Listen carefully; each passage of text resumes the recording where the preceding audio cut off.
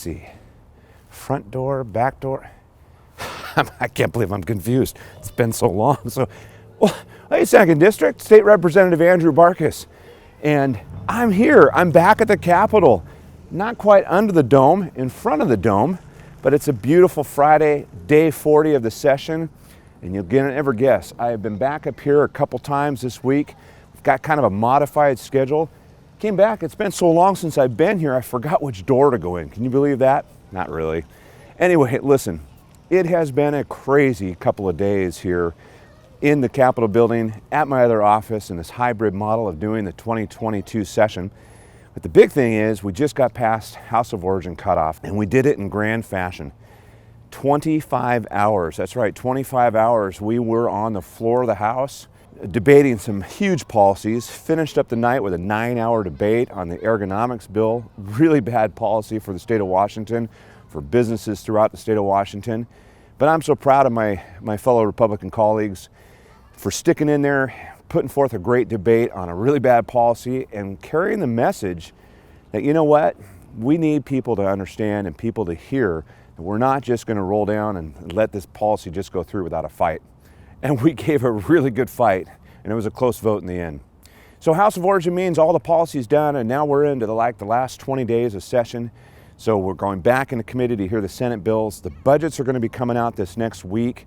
The big transportation policy, the House Democrats move ahead plan. We actually had the hearing yesterday in committee in transportation in the House. It's about a 4.5-hour hearing on that particular piece of policy. Not too happy with it. I'm very supportive of so much of what needs to be done, but as I've said many times before, the fact that we weren't part of the discussion during the whole thing, and now here is this huge bill, and we're trying to ram it through with limited discussion, limited ability to bring forth our ideas. But we're going to do everything we can in the next couple of days, working on some ideas and amendments and see if we can't get something to help this thing or just fight it as it goes through. I will tell you about some other things that are happy and a few things that are sad. House of Origin cutoff means that bills either go through or they die. And so there were a lot of good policies that didn't make the cut. A lot of policies and a lot of bills that died due to the clock running out and not being able to get voted off the floor of the House. And once again, as I've said in previous videos, even the last video I did, talked about housing policy and the fact that we're just not able to get good housing policy across the finish line. And we saw some really good policy, stuff that I've been working on, bipartisan, that we couldn't get across. A few things that died, well, there were a couple bills that didn't make it that I'm happy.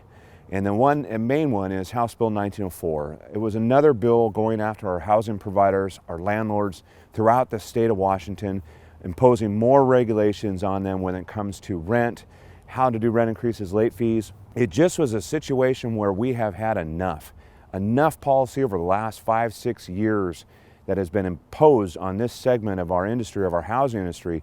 And I'm glad to say that this bill will not see the light of day this year, and at least we'll have a reprieve to work on other good policy around housing.